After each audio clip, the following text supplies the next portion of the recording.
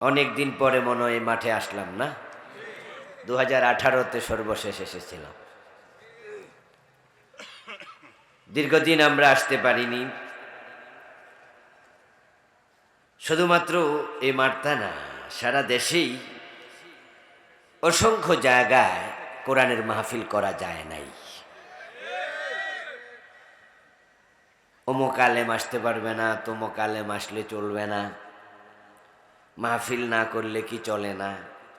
মাহফিল করতে যদি চাও তাহলে ডিসির কাছে যাও, টিওনুর কাছে দৌড়াও, নেতাদের তেল মালিশ করো, তারপরে 12টা শর্তে মাহফিল হবে।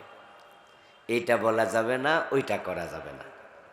মনে হয় যেন আমরা এই দেশে ভাড়াটিয়া, ওরা বাড়ির মালিক, ঠিক না? ওরা দেশের মালিক ছিল, আমরা ভাড়াটিয়া ছিলাম। ওরা ছিল শ্বশুর পক্ষ, আমরা ঘর জামাই। এজন্য ওদের অনুমতি নিতে হবে। দেশটাকে এমনভাবে কবজা করছিল, আল্লাহর কোরআনের কথা বলতে পর্যন্ত তাদের দ্বারস্থ হওয়া লাগতো। অথচ জমিনের মালিক ওরা নাকি জমিনের মালিক আল্লাহ? কোরআন কার কালাম? জমিনের মালিক কে? তো আল্লাহর জমিনে আল্লাহর কালাম, আলেমরা বলবে ওদের অনুমতি নিতে হবে। কি আজীব, কি জুলুম! আল্লাহ তাআলা এই জন্য তাদের উপর রেগেছেন, তিনি গোস্বা হয়েছেন। কোরআনে তিনি বলেছেন, ইন্নাহু লা ইউফলিহুজ জালিমুন, নিশ্চয় জালেমরা কখনো সফল হবে না। আল্লাহর কথা কখনো মিথ্যা হতে পারে না। জমিনে যত জালেম ছিল আল্লাহ ছাড় দেন, কিন্তু ছেড়ে দেন নাই। ফেরাউনের দিকে তাকান, পানিতে ডুবাই দিস। নমরুদের দিকে তাকান, ঠ্যাং ভাঙ্গা মশা মাথার ভিতরে ঢুকাইয়া জুতার বাড়ি খাওয়াইয়া আউট করে দিস। আব্রাহার দিকে তাকান, আবাবিল পাঠিয়ে ধ্বংস করে দিয়েছে। আবু জেহেলের দিকে তাকান, ছোট্ট দুটা বাচ্চার কাছে পরাস্ত করে আল্লাহ জাহান্নামে পাঠিয়েছে। ঠিক যারা গত 15 বছর জুলুম করছে, আল্লাহ ওদেরকেও দেশ ছাড়া করে দিচ্ছে। এখন আমরা মুক্ত স্বাধীন, নিশ্চিন্তে, নির্বিঘ্নে, নির্দ্বিধায়, নিঃসংকোচে আমরা এখন আল্লাহর কোরআনের কথা বলতে পারি। কারো কাছে অনুমতির জন্য যাওয়ার প্রয়োজন হয় না। যে আল্লাহ তাআলা আমাদেরকে এই অবারিত সুযোগ দিলেন, আমরা শুরুতে তাকে শুকরিয়া জানাই, কৃতজ্ঞতা জানাই। সবাই মিলে একবার জোরে জোরে কালিমাতো শুকর পড়ি, আলহামদুলিল্লাহ। প্রিয় দিনী ভাইয়েরা, আমি আপনাদের সম্মুখে পবিত্র কোরআন মাজিদ থেকে সূরাতুস সফ-এর 9 নম্বর আয়াতে কারিমা তিলাওয়াত করেছি। নবীজি সাল্লাল্লাহু আলাইহি ওয়াসাল্লামের পবিত্র মুখ অনুসৃত ছোট ছোট দুখানা হাদিসে নববী পাঠ করেছি। আল্লাহ তাআলা তৌফিক দিলে এখান থেকে কিছু কথা বলবো ইনশাআল্লাহ। সূরাতুস সফের 9 নম্বর আয়াতে আল্লাহ তাআলা নবীজিকে দুনিয়ায় কেন পাঠিয়েছেন সে প্রসঙ্গে কথা বলেছেন।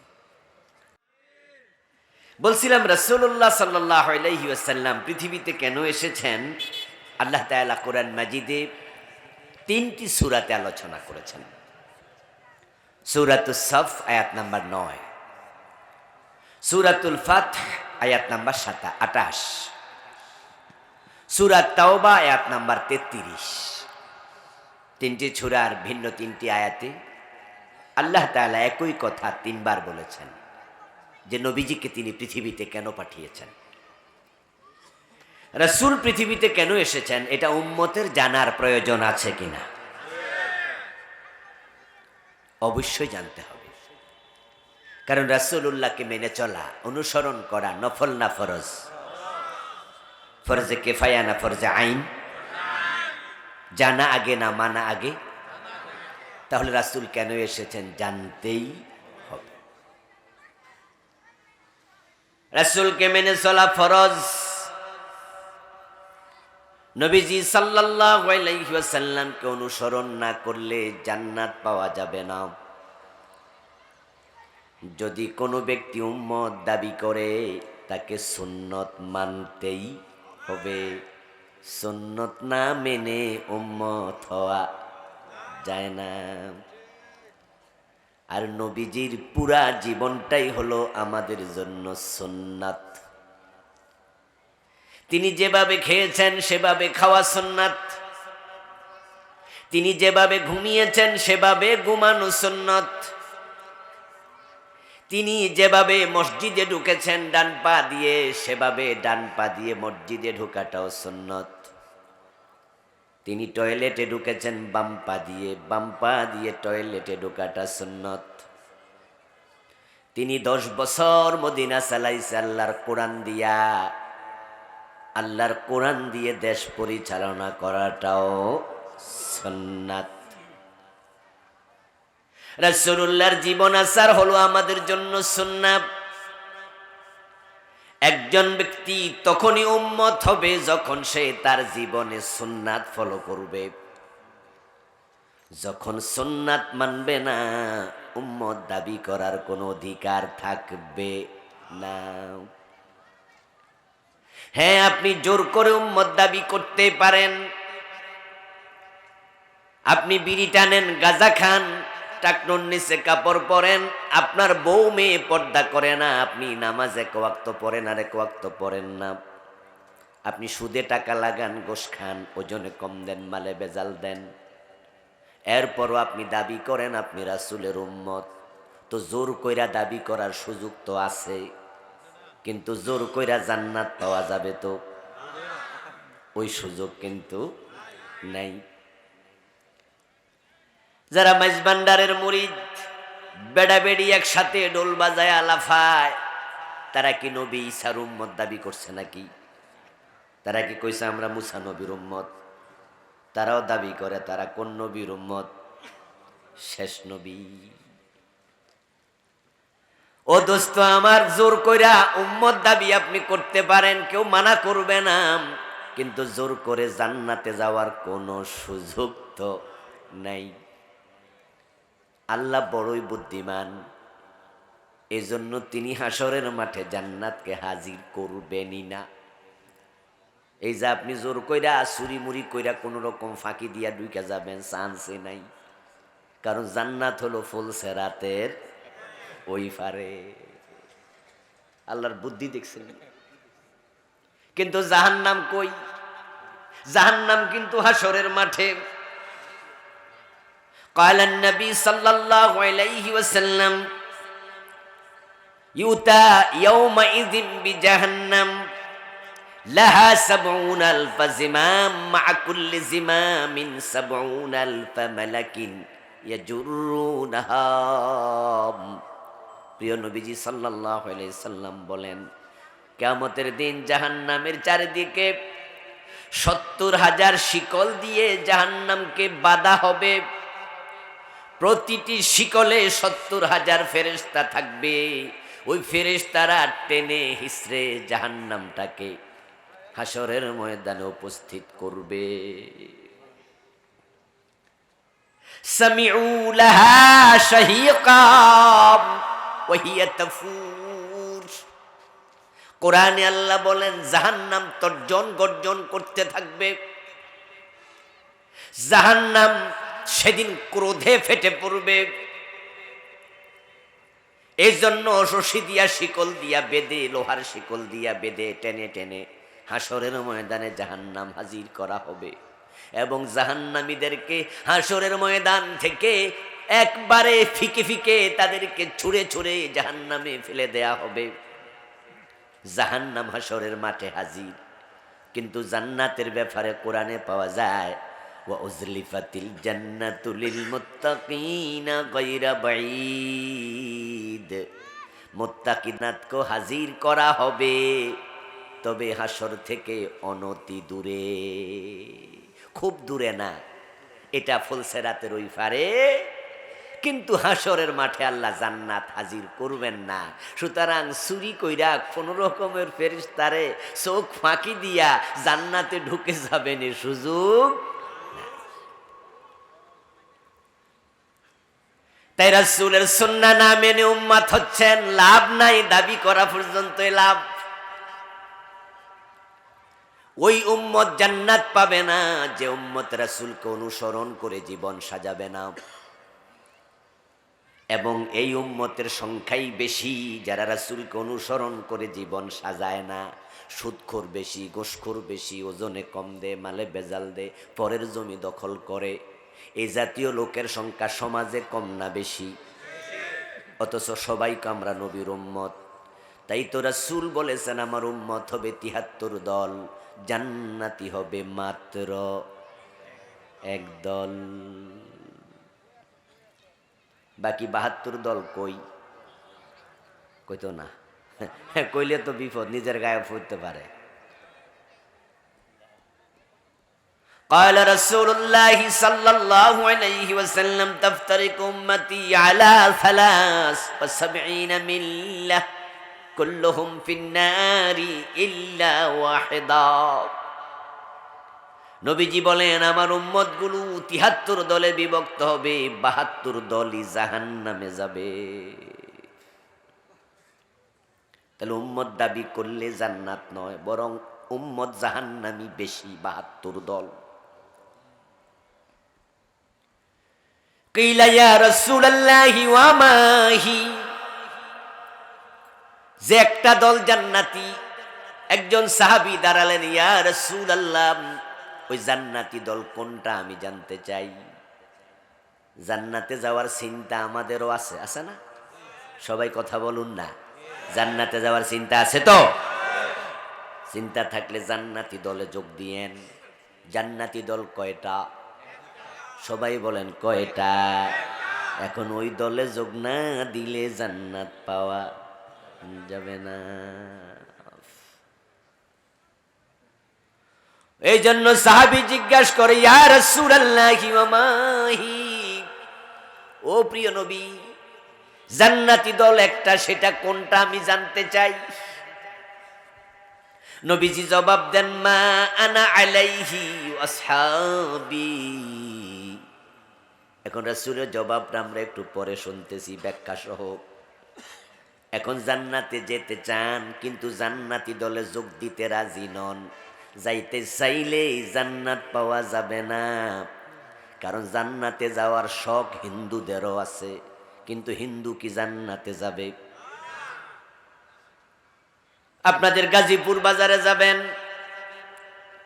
গিয়া দেখবেন যে এমন অনেক হিন্দু দোকানদার আছে যারা মরা বাবার ছবি দেয়ালে ঝুলাইয়া দোকানের মাঝে, ওই ছবির মাঝে লেখা দিছে স্বর্গীয় সত্যেন্দ্র নারায়ণ দাস, স্বর্গীয় দুলাল চন্দ্র ভৌমিক, এরম স্বর্গীয় অমক, স্বর্গীয় তমক, এমন লেখা কি আপনাদের চোখে পড়ে নাই?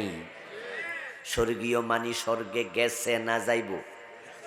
অলরেডি গেছে গা, আর আমরা জামু, আমরা অপেক্ষায় আছি, আর হেরা গেছে। শখ কত!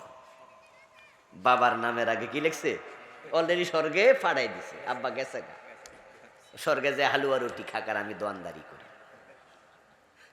শখ দেখছেন? ও দোস্ত, স্বর্গ আর জান্নাত একই জিনিস। আবু বকর জান্নাতি, হযরত ওমর বেহেশতি, দুইজন দুই দেশে গেছে নাকি? এই জন্য হিন্দুরাও জান্নাতে যেতে চায়, তাই নামের আগে স্বর্গীয় লিখেছে। চাইলে হবে না, আল্লাহর জান্নাতে যাওয়ার জন্য কিছু ক্রাইটেরিয়া ফলো করিতেই হবে। শব্দ পার্থক্য, কেউ কেউ মনে মনে কয় স্বর্গ আর জান্নাত বুঝি এক জিনিস। হ্যাঁ দোস্ত, আরবিতে বলে জান্নাত, বাংলায় বলে বাগান, ফার্সিতে বলে বেহেশত, ইংরেজিতে বলে হেভেন, সংস্কৃতি স্বর্গ হলো, শব্দ হলো স্বর্গ। জিনিস কিন্তু একটা। কেউ বলে লাউ, কেউ বলে কদু, কেউ বলে বউ, কেউ বলে বধূ, কেউ বলে আনন্দ, কেউ বলে ফুর্তি। তারা বলেছিল ভাস্কর্য, আমরা আলেমরা বলেছি এটাই হলো মূর্তি। মনে আসেনি? এই ভাস্কর্য লইয়াই তো মামুন ভাই জেলখানায় গেল। আমাদের মামুনুল হক শেখুল হাদিস, ওনাকে যে জালেমরা জেলে দিছে, উনি শুধুমাত্র বলেছিলেন যে পুস্তখোলার মোড়ে ভাস্কর্য বসতে দেয়া হবে না, বসাইলে বুড়িগঙ্গায় ফেলা হবে। এই তো আগুন লেগে গেছে, দৈরা নিয়া বৌদিয়া দর্শনের মামলা দিয়েছে।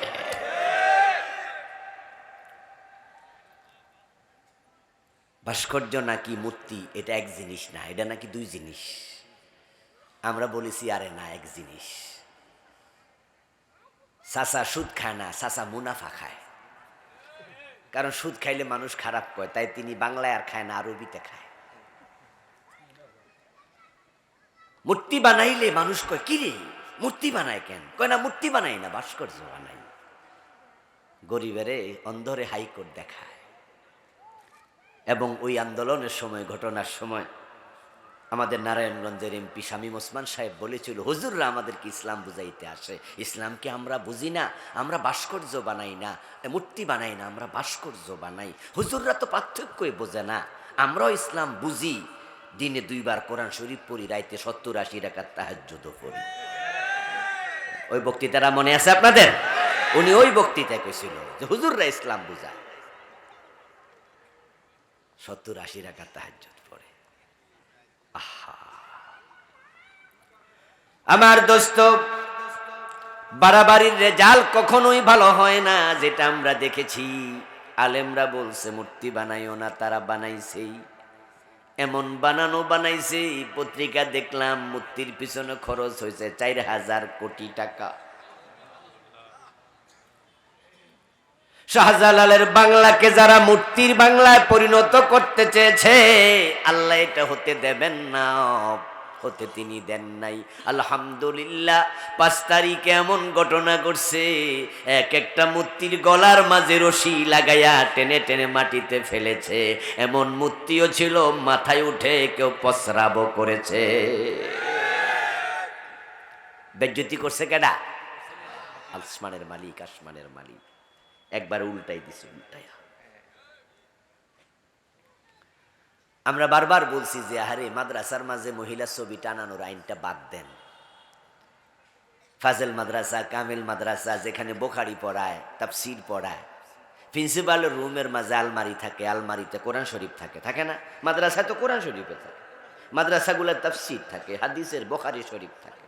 ওরা আইন বানাইছে না প্রিন্সিপালের মাথার উপর ওই মহিলার ছবি টানাইতেই হবে, বেড়াবড়ির ছবি ঝুলাইতেই হবে।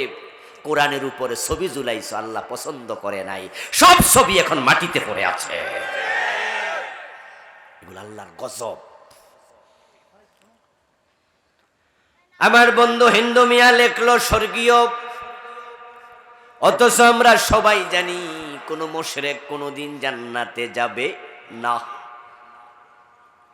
আল্লাহ কুরআন মাজিদে বলছেন, মান ইউশরিক বিল্লাহি ফাকাদ হারামাল্লাহু আলাইহিল জান্নাহ ওয়া মাওয়াহুন নার ওয়া মা লিয-যালিমিনা মিন আনসার। আল্লাহ কোরআনে বলে যে শিরিক করে আল্লাহ তার জন্য জান্নাত হারাম বানাইয়া দেয়। জান্নাত বানাইছে কে? জান্নাতের মালিক কে? জান্নাত দেবেন কে? তো তিনি হারাম করলে কে দেবে? অত শুনি নামের আগে স্বর্গীয় লিখছে। তো ঠিক আপনারাও আছেন যারা অনেকেই জীবনে সুন্নাহর প্র্যাকটিস করেন না, কিন্তু জান্নাতের স্বপ্ন দেখছেন। উম্মত না হলে জান্নাত নাই, জান্নাত পাবেন না যদি সুন্নাত না থাকে। তাই রাসূলকে অনুসরণ করা দরকার আছে না নাই? রাসূল দুনিয়া কেন এসেছেন না জানলে অনুসরণ কেমনে করবেন? এই জন্য আজকের আলোচ্য বিষয় হলো নবীজির জীবনের লক্ষ্য। রাসূল সাল্লাল্লাহু আলাইহি ওয়াসাল্লাম হলেন রেলগাড়ির, ট্রেনের ইঞ্জিনের মতো।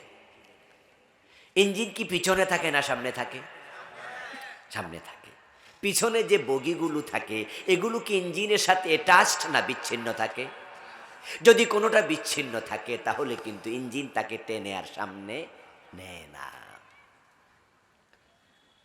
আপনারা সবাই জান্নাতে যেতে চান।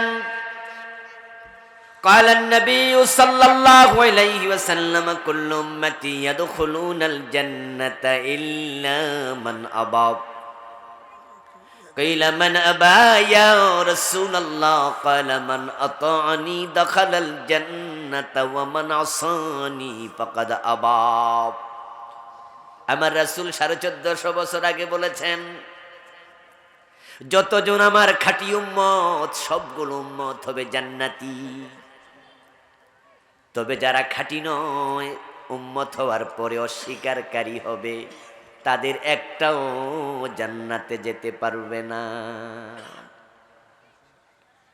আমার সব উম্মত জান্নাতি, কিন্তু অস্বীকারী উম্মত জাহান্নামী। একজন সাহাবী দাঁড়িয়ে প্রশ্ন করলেন, কিলা মান ইয়া মান আবা ইয়া রাসূলুল্লাহ, ও নবী অস্বীকারী উম্মত আবার কে? রাসূল এবার জবাব দেন, মান আতাআনি দাখালাল জান্নাতা ওয়া মান আসানি ফাকাদ আবা, যে আমি নবীকে অনুসরণ করে জীবন চালাইছে সে জান্নাতি, যে আমাকে অনুসরণ করে জীবন চালায় নাই সে জান্নাত পাবে না। রাসূল হলেন মডেল, আদর্শ, আইকন, আইডল, নামুজাজ, উসওয়া, কুদওয়া। তিনি লিডার, তিনি ইমাম। তাকে সামনে রেখে জীবন সাজাতে হবে।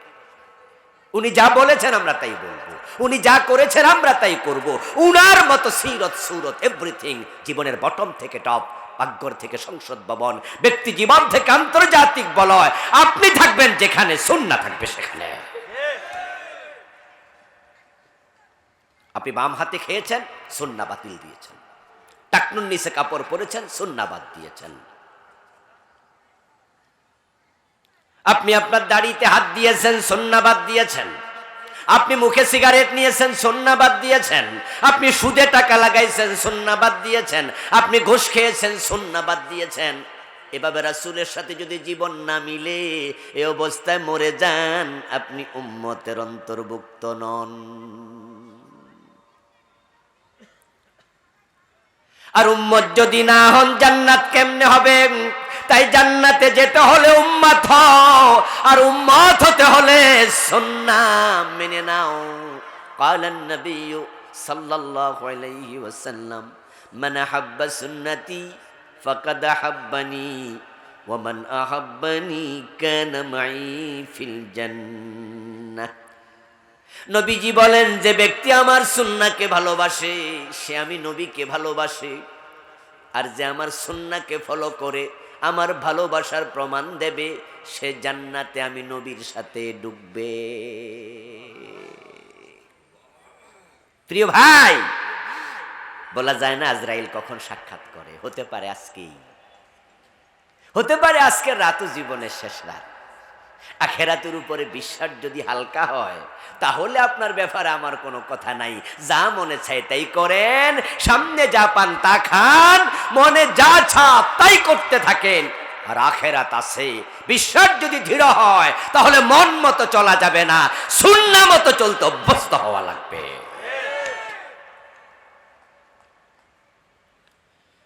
কেউ কেউ মনে মনে বলছেন যে হুজুর সুন্নাহ তো মানি, এই যে মাথায় টুপি, মুখে দাড়ি, গায়ে পাঞ্জাবি, মাহফিলে এসে বসে আছি, মসজিদে ঢুকতে ডান পা দেই, বের হতে বাম পা দেই, সুন্নাহ মানি না কোলোকে, আমিও তো জান্নাতি। আমি বলবো দোস্ত, ঠিক আছে, মানতেই তো হবে সুন্নাহ। তবে সুন্নাহ যদি আপনি মন মতো মানেন তাহলে আপনি নফসের গোলাম, আর যদি পুরা জীবনে মানেন তাহলে হবেন আল্লাহর গোলাম। বাংলাদেশে প্রবলেম হলো আমরা সুন্নাহ মানি ততক্ষণ সুবিধা আছে, যতক্ষণ এই যে মসজিদে ঢুকতে সবাই ডান পা দেন, এই সুন্নাহ নিয়ে কারো দ্বিমত নাই।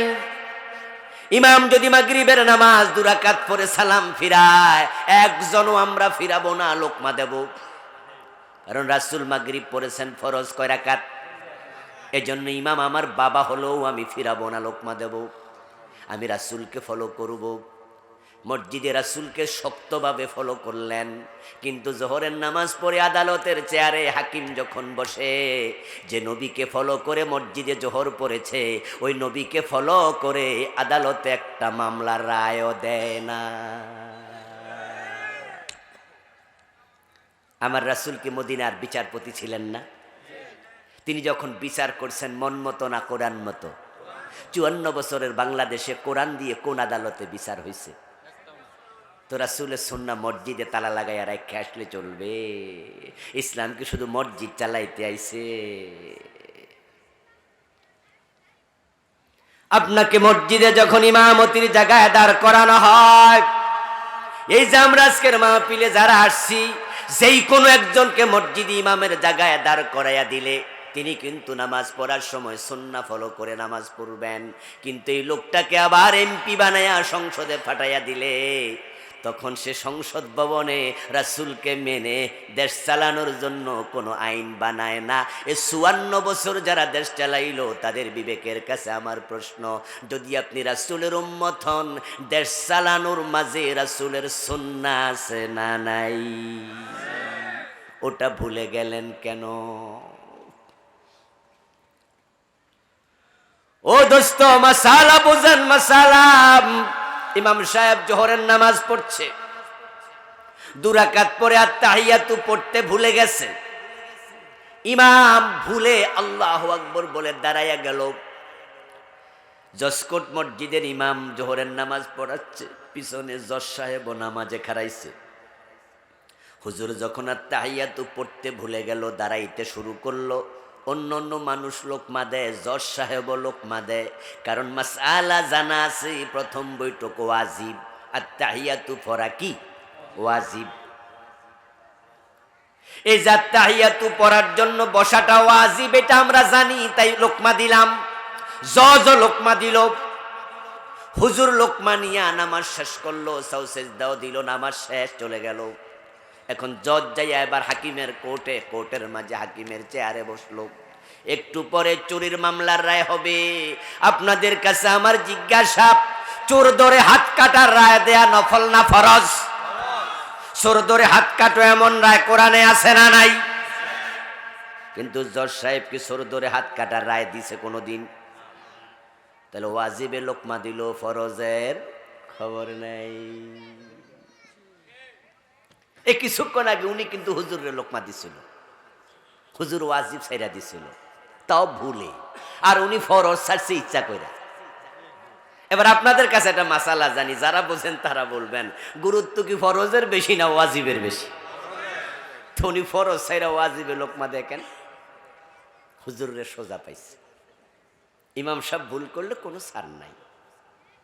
আর নেতা, সমাজের লিডার, রাষ্ট্রের ইমাম, ছোট্ট মসজিদের 200 জনের ইমাম, 50 জনের ইমাম, 1000 জনের ইমাম, আর রাষ্ট্রের 50 লাখ 1 কোটি মানুষের ইমাম।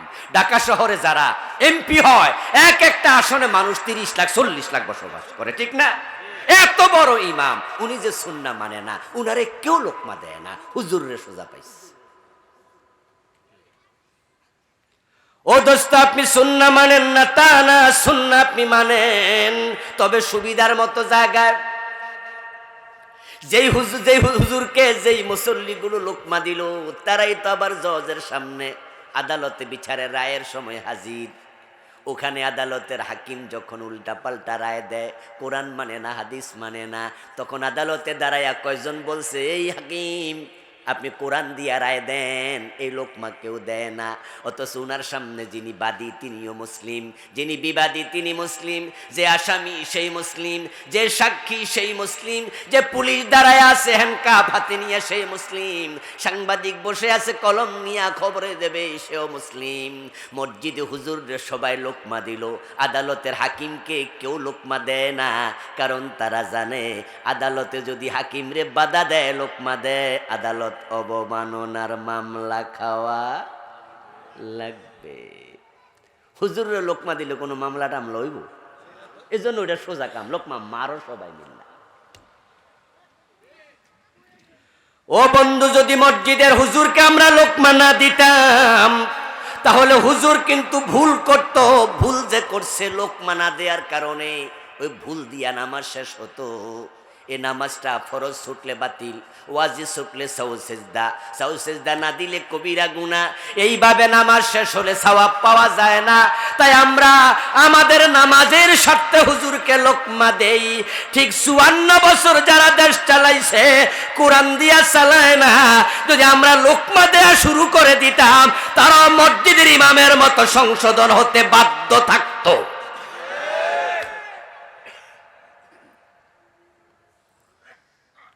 এই যে কোরআন দিয়ে সমাজ চলে না, দেশ চলে না, আদালত চলে না, সচিবালয়, বঙ্গভবন, গণভবন চলে না, এটা যে ইসলামের অংশ এটা অনেকের কাছে মনেই হয় না, কেউ অসুবিধা নাই। অথচ ইসলাম মানার নিয়মই হলো পূর্ণাঙ্গ, অর্ধেক ইসলাম মানার কোনো নিয়মই নাই। আল্লাহ কোরআন মাজিদে বলছেন উদখুলু ফিস সিলমি কাফা, তোমরা যারা ইসলামে ঢুকছো তারা পরিপূর্ণ ঢোকো। বাংলাদেশের লোকদের কনসেপ্টটাই ভুল। অধিকাংশ মানুষ তারা নামাজও পড়ে সুদও খায়, মনে করে অসুবিধা নাই, আল্লাহ থাপ্পড় ছোয়ার কয়টা দিয়া ছেড়ে দিব, আর 2-4 দিন দোজকে থাকলে অসুবিধা কি? এজন্য 5 ওয়াক্ত নামাজি অফিসার, অথচ ফাইল আটকায় রাখে, গোশ না দিলে সিগনেচার করে না। নামাজি অফিসার গোশ খায়, এমন কি বাংলাদেশে নাই? নামের আগে আল হাজ লেখা, অথচ বইনের হক দেয় না, এমন হাজি সাহেব নাই? বাবা মরছে 7 বছর, মা মরছে 10 বছর, নিজেরটাও খায়, বইনেরটাও খায়, হকের জন্য আসলে ধমকায় তারাইয়া দেয়, অথচ নামাজ পড়ছে কপালে কালো দাগ। তুমি জান্নাত খোঁজো কেমনে? অর্ধেকটা ইসলাম নিয়ে জান্নাত পাওয়া যায় না। قال رسول الله صلى الله عليه وسلم من قطع ميراث وارثه قطع الله ميراثه من الجنة। আমার রাসূল বলেন, যে ব্যক্তি ওয়ারিসের মিরাস কেটে রাখে, হক কেটে রাখে, আল্লাহ তার জান্নাত কেটে নেন। ও দোস্ত, আপনি সুদে টাকা লাগাইয়া কেমনে জান্নাত খোঁজেন? সুদে টাকা লাগানো আছে, অথচ আজকের মাহফিলে মাঝখানে বইয়া রয়েছে এমন 2-1 জন আছে না নাই? কেন আইছে মাহফিলে? বেহেশতে যাইব, খুব শখ। আমি যদি জিজ্ঞাসা করি বেহেশতে যাইবেননি, মুস্কি হাসি দিয়ে কইব হুজুর চলেন একসাথে ঢুকি।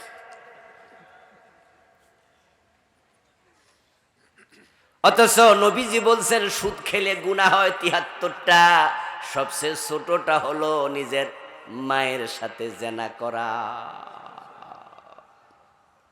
তুমি কত নিচে নেমেছ তুমি কি জানো? তুমি কি জানো? সুদের সবচেয়ে বড় গুনাহটা হলো আল্লাহর সাথে যুদ্ধ ঘোষণা করা। قال النبي صلى الله عليه وسلم من أكل درهم ربا وهو يعلم أنه أشد من 36 জিনা। নবীজি বলে গেছেন, যে জেনে শুনে 1 টাকা সুদ খায় তার আমলনামায় 36 বার জিনার গুনাহ লেখা হবে। যে 1 মাসে 3000 টাকা সুদ খায় তার প্রতিদিন গড়ে 100 টাকা পড়ে। একবার জেনা করলে 36 বার, একবার 1 টাকা সুদ খেলে 36 বার জেনা, তাহলে 100 টাকা সুদ খেলে 3600 বার জেনা। যে মাসে 3000 টাকা সুদ খায় প্রতিদিন 100 টাকা ভাগে পড়ে, দ্যাট মিন প্রতিদিন 3600 বার জেনার গুনাহ পায়। একদিনে মিনিট আছে কয়টা? 1440। 60 মিনিট 1 ঘন্টা, 24 ঘন্টা একদিন, 60 পূরণ 24, 1440। তাহলে পুরা দিনে যদি দিন একবার মিনিটে জেনা করে তাহলে জেনা হতো 1440 বার। 100 টাকা সুদ খেলে হয় 3600 বার। এর মানে 1 মিনিটে তুমি 2 বার 2.5 বার জেনার গুনাহগার। সুদখোর যখন নামাজে দাঁড়ায়া থাকে তখনও তার আমল নামায় জেনার গুনাহ যোগ হতে থাকে, সে আবার জান্নাত খোঁজে। আজীব মানুষ। ও দোস্ত, ফজরের নামাজটা মসজিদে জামাতের সাথে পইরা সুবহানাল্লাহ জিকির করতে করতে কোদাল কান্দে লইয়া খেতে গেছে, রোয়া লাগাবে, ধান লাগাবে, তাই আইল পরিষ্কার করব, কিন্তু খেতে যাইয়া সুবহানাল্লাহ কইয়া কোপ মারে, সোজা আইল বাঁকা বানায়। কারণ একটা কইরা ধান গাছ লম্বা যদি মোটামুটি 40 হাত হয় তাহলে বিশাল না উপকার, এজন্য সোজা আইল বাঁকা বানাইছে, কিন্তু সুবহানাল্লাহ কইয়া কোপ মারছে, জিকির এখনো ছাড়ে নাই, বেহেশতে যাবে তো তাই। قال النبي صلى الله عليه وسلم من أخذ شبرا من الأرض ظلما يطوقه يوم القيامة من 7 أرضين। প্রিয় নবীজি বলে গেছেন, যে ব্যক্তি অন্যায় করে 1 বিঘত পরিমাণ জমি জবরদখল করেছে, এটা 7 গুণ বড় করে কিয়ামতের দিন তার গর্দানে ঝুলাইয়া দেয়া হবে।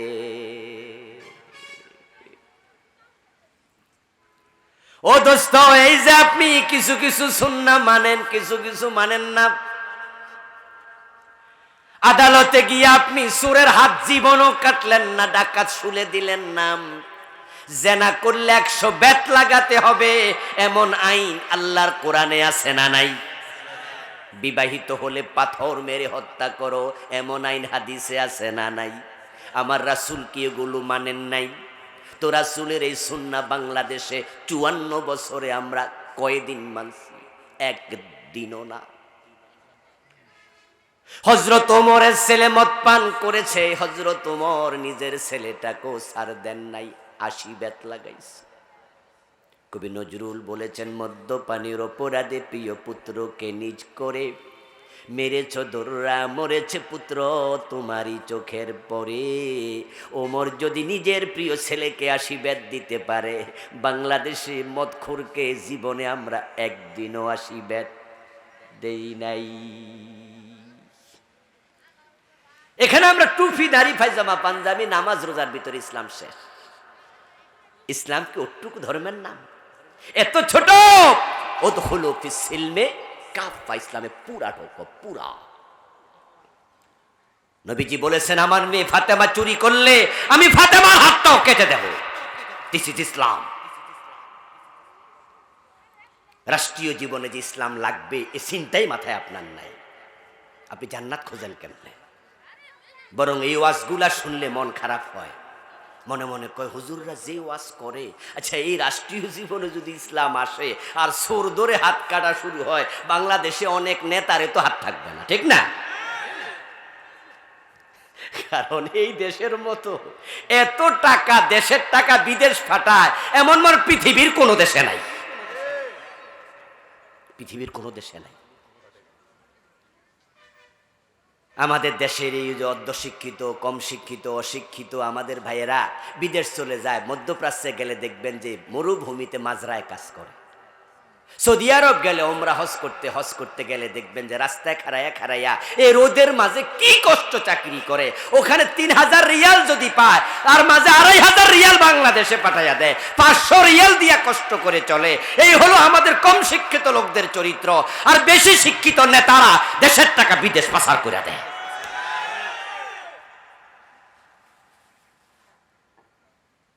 আমাদের সাবেক প্রধানমন্ত্রী বলেছেন, উনার বাড়ির ফিয়ন কত কোটি টাকার মালিক। এ 400 কোটি কি চাকরি করে কামাইছে?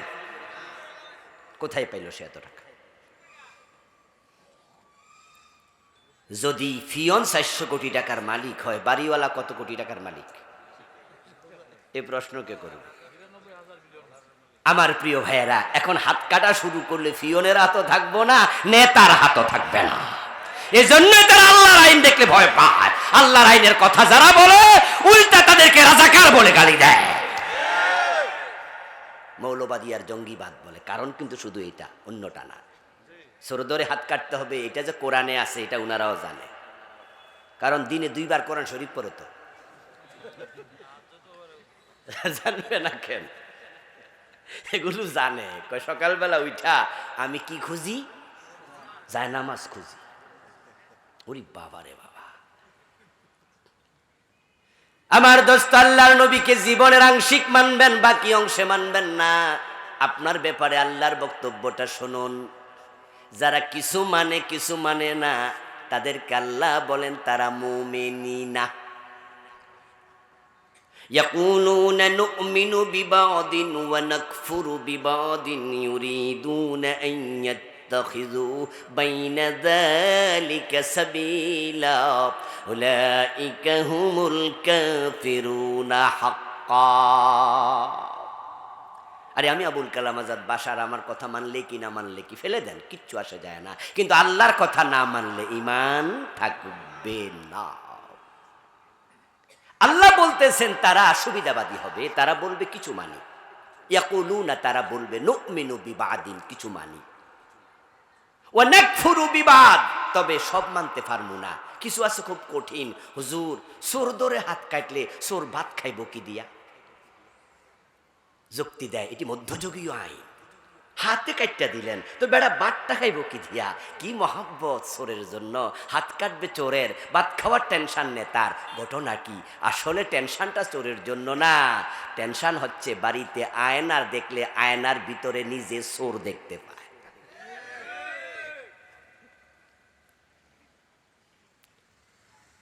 ও দোস্ত, আপনি কিছু মানবেন না।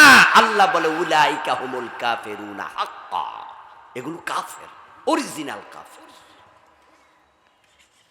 আল মুমিন কাল জামালিল আনিফ হাইসুমা কিদান কাদ।